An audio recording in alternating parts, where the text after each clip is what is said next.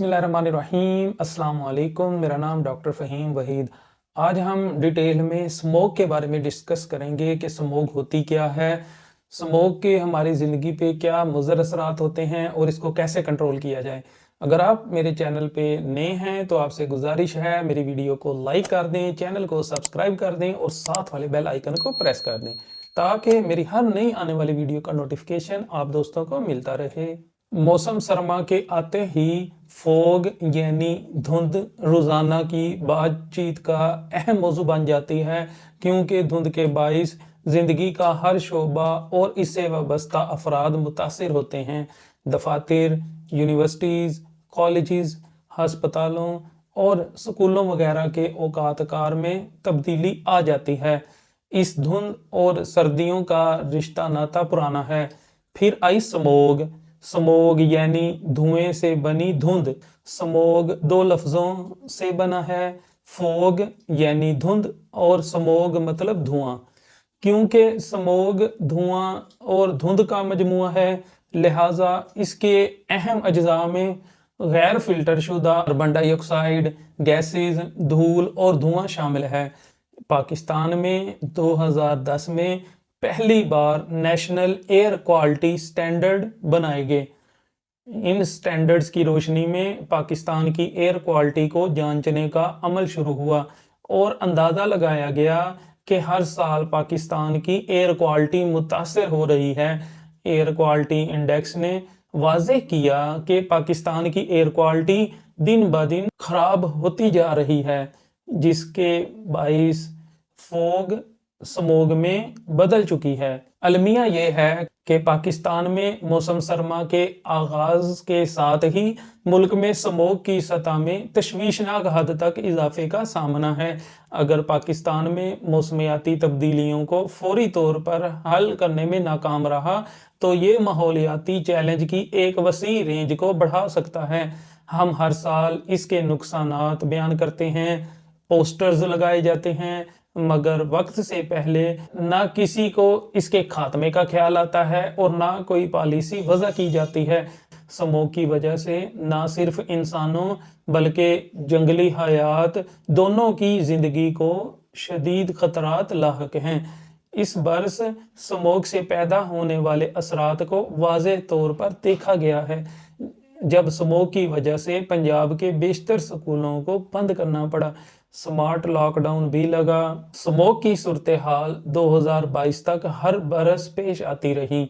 मामला सिर्फ तातीलात के होने या ना होने का नहीं, स्मोग से सेहत के कई मसाइल जुड़े हैं। आलूदा हवा में मुसलसल सांस लेने से ना सिर्फ दमा मुतहरिक होता है बल्कि ब्रोंकाइटिस जैसे मर्ज का बाइस बन सकती है, जिससे सांस लेने में दुश्वारी होती है और मोटी बलगम के साथ मुसलसल खांसी होती है।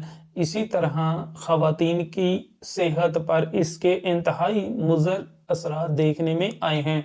हमल और इब्तदाई ज़िंदगी के दौरान आलूदा हवा में सांस लेने से शेरख्वार बच्चों में कुव्वत मुदाफ़ियत कमज़ोर होती है, जिससे वो बाद की ज़िंदगी में सेहत के मुतअद्दिद मसाइल का शिकार होते हैं।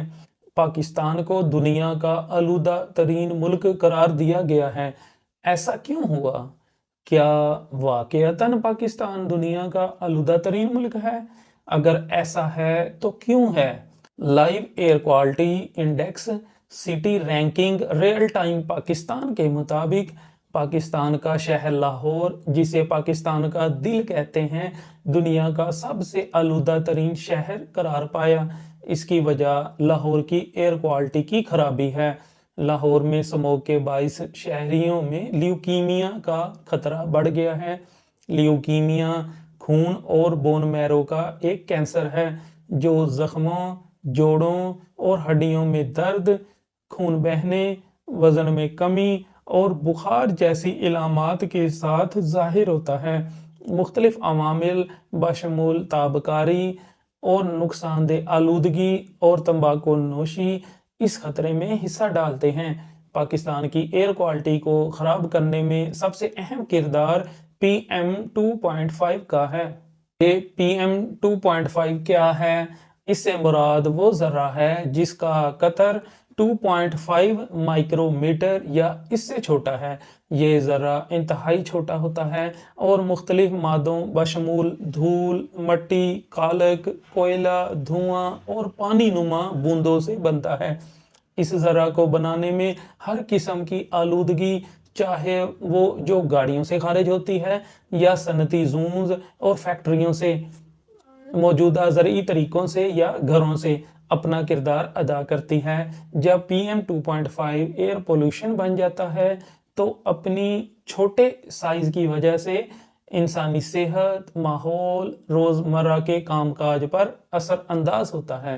یوں سمجھیں کہ یہ PM 2.5 ذرہ انسانی بال کی چوڑائی سے بھی چھوٹا ہوتا ہے اور اپنے باریک ترین وجود کے ساتھ بآسانی سانس کے ذریعے پھیپھڑوں میں چلا جاتا ہے، آنکھوں اور نظر کو متاثر کرتا ہے۔ یہی وجہ ہے کہ موسم سرما کے دوران آنکھوں سے پانی آنے لگتا ہے اور خارش ہونے لگتی ہے۔ کیا آپ کو پتا ہے کہ پاکستان کاربن کے اخراج کرنے والے ملک میں کم ترین درجے پر ہے؟ یہ ایئر کوالٹی اور سموگ ہمارے ہمسایہ ممالک چین اور بھارت کی دین ہے، جو دنیا میں کاربن خارج کرنے والے ممالک کی فہرست میں پہلے اور تیسرے نمبر پر ہیں۔ ان ہمسایہ خطوں میں صنعتی سرگرمیوں سے پیدا ہونے والی آلودگی پاکستان میں ہوا کے معیار کو متاثر کرتی ہے، جس سے صورتحال مزید خراب ہوتی جا رہی ہے۔ ضرورت اس امر کی ہے کہ پاکستان سموگ کا باعث بننے والے پڑوسی ممالک سے کاربن ڈائی آکسائیڈ کے اخراج کے اثرات کو کم کرنے کے لیے باہمی تعاون اور سفارتی نقطہ نظر کو فروغ دے۔ ایسے مذاکرات اور معاہدے کیے جائیں جن کے ذریعے مشترکہ فضائی آلودگی کو کم کیا جا سکے۔ ایسے علاقائی یا بین الاقوامی تنظیموں کے ساتھ اشتراک عمل میں لایا جائے جو مشترکہ ماحولیاتی چیلنجز کو حل کرتے ہیں۔ یہاں ہمسایہ ممالک کے ساتھ معاہدے ضروری ہیں، ادھر پاکستان میں قومی سطح پر سموگ سے بڑھتے ہوئے مسائل سے نمٹنے کے لیے شمسی اور ہوا کی توانائی یعنی سولر اور ونڈ انرجی کے استعمال کو اپنانا، گرین انفراسٹرکچر ڈیولپمنٹ کے تحت برقی گاڑیاں، الیکٹریکل وہیکلز کو فروغ دینے کی ضرورت ہے۔ سب سے اہم امر جس سے ظاہری اور قدرتی خوبصورتی ایئر کوالٹی کو بہتر بنایا جا سکتا ہے وہ افزان صحت کے اصولوں کے تحت اپنی گلی، محلے اور علاقے کی صفائی کا انتظام برقرار رکھنا، فضلہ کو ریسائیکل کرنے کے لیے کوئی نظام ترتیب دینا ہے۔ دنیا بھر میں اسی فضلے کو استعمال کیا جاتا ہے، کچرے سے بجلی پیدا ہوتی ہے اور مختلف روزمرہ کی اشیاء بنائی جاتی ہیں۔ کیا ہم بھی ایسا نہیں کر سکتے؟ کیا وہ فضا جس میں ہم سانس لیتے ہیں اور یہ ہوا جس کے بغیر جینے کا تصور کرنا بھی مشکل ہے، اس کو صاف رکھنا ضروری نہیں؟ کیا یہ ہمارا فرض نہیں؟ سموگ ویسے تو ہر طرح سے انسانی صحت پہ اثر انداز ہوتی ہے، تاہم کہا جاتا ہے کہ سموگ سے سب سے زیادہ موٹر سائیکل سوار متاثر ہوتے ہیں۔ گاڑی والوں کے پاس شیشے کی سہولت موجود ہوتی ہے، تاہم انہیں بند نہ رکھا جائے تو یہ بھی خطرناک ہے۔ پاکستان کے شہر لاہور کی طرح بھارتی دارالحکومت نئی دلی بھی دنیا کے آلودہ ترین شہروں میں سے ایک ہے، بلکہ آلودگی کے اعتبار سے دونوں میں 19-20 کا فرق ہے۔ نئی دلی موسم سرما میں سموگ سے نمٹنے کی تیاری خاص طریقے سے کی گئی ہے۔ بھارتی حکومت ایک موٹر سائیکل ہیلمٹ کی تشہیر کر رہی ہے جس میں فلٹر اور ایک پنکھا لگا ہوا ہے۔ ہیلمٹ کے بارے میں کہا جا رہا ہے کہ یہ 80% آلودگی کو روکنے کی صلاحیت رکھتا ہے۔ اس کے بانی الیکٹریکل انجینئر امید پاٹھک نے 2016 میں ایک تہہ خانے میں ہیلمٹ پر کام شروع کیا تھا، جسے وہ دنیا میں اپنی نوعیت کا پہلا ہیلمٹ کہتے ہیں۔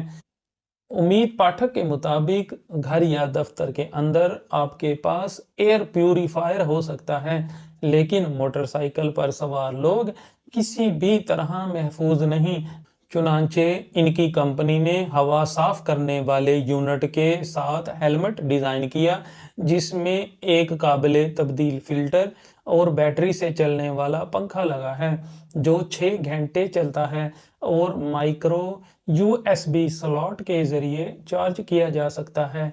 हेलमेट की फरोख्त 2019 में शुरू हुई थी और एक आज़ाद लेबॉर्ट्री की नई दिल्ली की सड़कों पे किए जाने वाले टेस्टों ने तस्दीक की है कि ये 80% से ज़्यादा आलूदगी को सार्फिन के नथनों में जाने से रोकता है।